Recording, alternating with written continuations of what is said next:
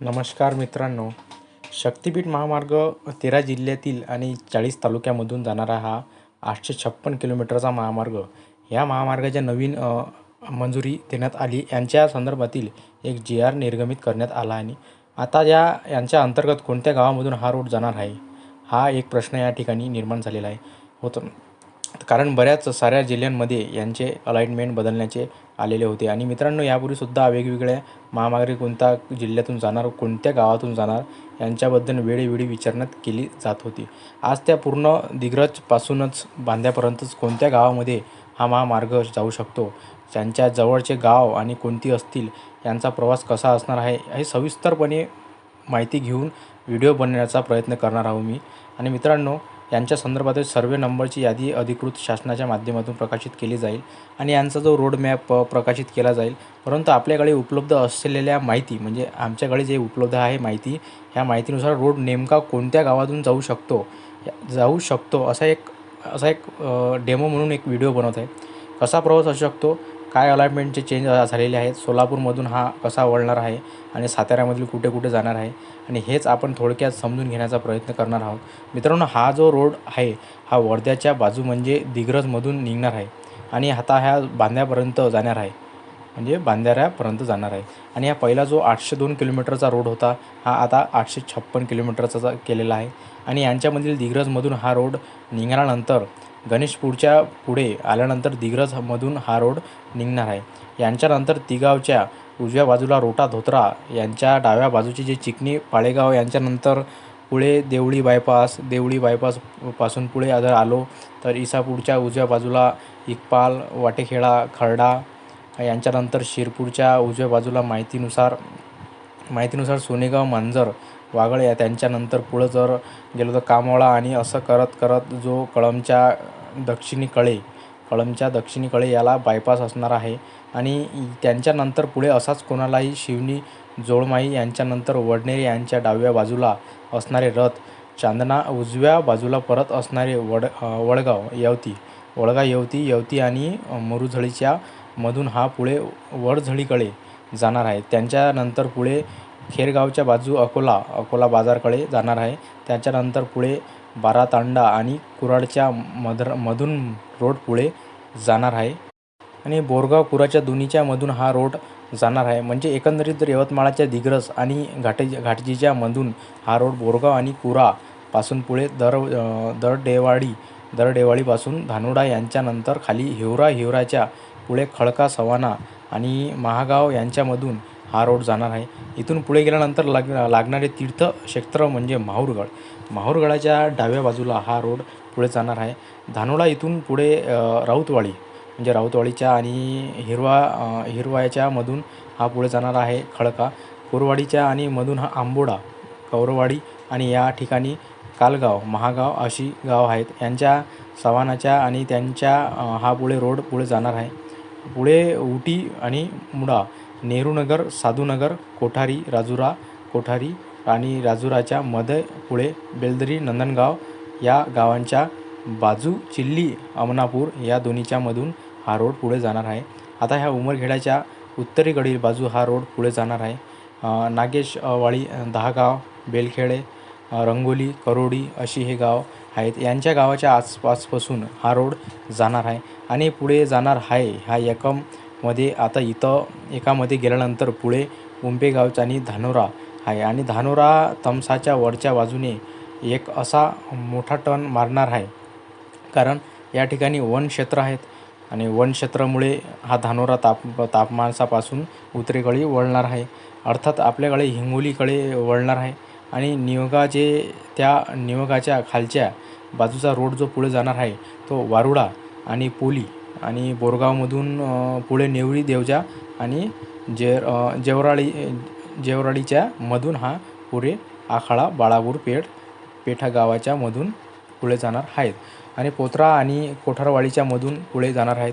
शेंदूरसणा, उरुण आणि यांच्यानंतर डोनवाळा, शेंदूरसणा आणि कोर्टाच्या मधून हा पुढे जाणार आहेत. शिराडा, शहापूर आणि पूर्णा अशी गाव लागणारे आहेत. ह्यांच्यानंतर पुढे एक मारुतीचं मंदिर, बाराशव हनुमान या तीर्थक्षेत्राच्या जवळून हा रोड क्रॉस करणार आहेत. पुढे तपोन, अडगावच्या मधून हट्टा, असोला, उपळालाच करून हा परभणी शहराच्या दिशेने जाणार आहे. आणि परभणीच्या थोडा दुरूनच पूर्व भागातून हा रोड थोडासा खाली आलेला आहे. म्हणजे आता हिंगोलीकडून वळून खाली परभणीकडे आलेला आहे.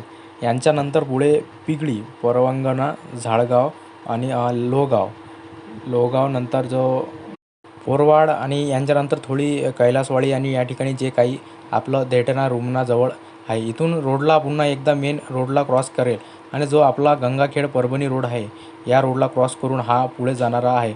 जिथे आपली ब्रह्मपुरी पातळी आहे, ब्रह्मपुरी पातळीच्या खालच्या बाजूने ह्या दैठणा रुक्मिणीच्या मधून हा रोड पुढे जाणार आहे. सोलापुरी, शिरोरी, दाभेरी आणि तांडा, शिरोरी आणि दोबेरी आणि तांडाच्या मधून हा रोड पुढे जाणार आहे. सायखेडेच्या डाव्या बाजूनी देवीनगर, तांडा करत नरवळी आणि कोठाळा, दांडा, गोर्दगावीच्या अशी गावे घेत ह्या पुढे जाणार आहे.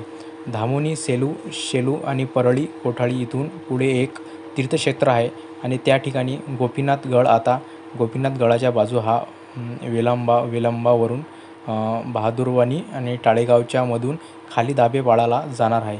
इथे येणारी पारळी गाव आता पारळीच्या बायपासवरून हा पुढे जाणार. इथे झळपावाडी, दोनापूर अशी या गावाची ठिकाणी लागणार आहे. आणि तर पारळीच्या बायपास घेऊन हा रोड पुढे आंबेजोगाई दिशेने इथून पुढे निघणार आहे. तर परळीच्या तीर्थक्षेत्रा त्याच्यानंतर पुढे आंबेजोगाईच्या तीर्थक्षेत्र असा हा प्रवास असणार आहे. नेरवाळीच्या कारणेवाडी, भोपाळच्या आणि कारणेवाडीच्या मधून वरवटी, गिरवली मध्ये जाणार आहे. त्यांच्यानंतर पिंपळा, दहीगोंदा. आता ह्या बऱ्याच जणांचा माहिती असेल. हा जो आंबेजोगाईच्या पूर्व दिशेनं पिंपळा दोईगावचा असा गोंदाचा आहे. या ठिकाणाहून आंबेजोगाई कनेक्ट असणारा. त्यांच्यानंतर जवळगाव, मारज, सईगाव आणि सुगाव, मुडेगाव आणि चाटगावच्या मधून मोठेगाव, भोकमारच्या मधून वागंदरी, रामेश्वरी असे करत पुढे जाणारे. कडगावकडून आणि चिंचोली, बल्लाळनाथ मधून पुढे मांजरी, घातेगाव, चिखुर्डा. आता यांच्यामध्ये रामेगाव आणि मरुड, अकोला जो ह्या दोन्ही गावामधून एक महावीर, लातूर म्हणून जे काही ठिकाणी एक बुद्ध वास्तू, त्या ठिकाणी हा पुढे चाटा, एकुर्णा, भोपाला, कवटा, केज, त्यांच्यानंतर ओटा आणि अंदोराच्या मधून वडजी भागाच्या मधून हा पुढे नितळी, वडीच्या आणि भाद्याच्या जवळून जाणारा आहे. आणि या नितळी, जायफळ, गुंगी आणि मेढा हे जे काही धाराशिव जवळचे आहेत या गावांमध्ये लसोना अशी गाव करत समुद्रवाणीच्या जवळून पुढे कामेगाव आणि बोरगाव ताजेच्या मधून हा रोड पुढे जाणार आहे आणि होणार आहे. आणि मेडसिंगच्या जो रुईचा तलाव आहे या रुईच्या तलावापासून पुढे आपल्याला जिथं जो काही धाराशिववरून सोलापूरकडे जाणारा रोड आहे या रोडला तिथे मेडसिंग जवळ टच होणारा हायवेला. त्याच्यानंतर गावसून वरवटी, पोहनेर, बेगाडा, सुरडी, गावगळगा, नरेगाव, रुई, मालेगाव, मुंगशी, रातजण. आता या ठिकाणी पर्यंत पुन्हा एकदा आपण जो बाराशीवरून जाणारा सोलापूर रोड आहे वैरागाच्या पूर्वेला जिथे मुक्ताई वॉटर पार्कच्या एक ठिकाणी, त्या मुक्ताई वॉटर पार्कला आसपास वर कॉलेज आहे आणि जवळून ढोराळी, सावळी, धानोरे, मानेगाव, चव्हाणवाडी आणि वाकवाच्या मधून पासून हा रोड पहिल्या दिशेने होती. आता पूर्णपणे अलाइटमेंट बदललेली आहे. खैरवाडी, विठ्ठलवाडी, उपकडी आणि उपळाईकडे हे उपाय आपण पाहू शकता. उपाई खुर्द आणि उपाई बुद्रुक यांच्यानंतर रोपडे खुर्द आणि वळाची वाडी यांच्यामधून सोलंकारवाडी आणि भावीच्या मधून मोडणी आणि आरणाच्या माध्य. आता हा जो आपल्यापर्यंत पुणे सोलापूर हायवे आलेला आहे. याला एक हॉटेल जगदंबाच्या आसपास जो एरिया आहे आणि हॉटेल जगदंबाच्या आसपास आरणमध्ये हा रोड या ठिकाणी क्रॉस करणार. आपल्या पुणे सोलापूर रोडला इथं जवळजवळ या रोडला 512 किलोमीटरचा प्रवास पूर्ण होणार. म्हणजे इथूनच पुणे सोलापूर रोडवरून जर कोणी जर परत वर्ध्याला निघाला तर इथून 512 किलोमीटर दिग्रज आणि असणार आहे. तुळशी करमच्या मधून व्यवहारी वस्ती, जी या व्यवहारी वस्तीवरून पुढे नेमाळतावाडी मध्ये जाणार आहे आणि नेमातवाडीवरून बालकोट, पेटे, त्यांच्यानंतर नांडारे, नेवरे आणि जोबाडच्या मधून. आता या ठिकाणी नांडारे आणि नेवरे आपण पाहिलं असेल तर भीमा नदीच्या त्या बाजूला आहे आणि जांभूळ नावाचे हे गाव इथे भीमा नदीवरच्या पूल असणार आहे.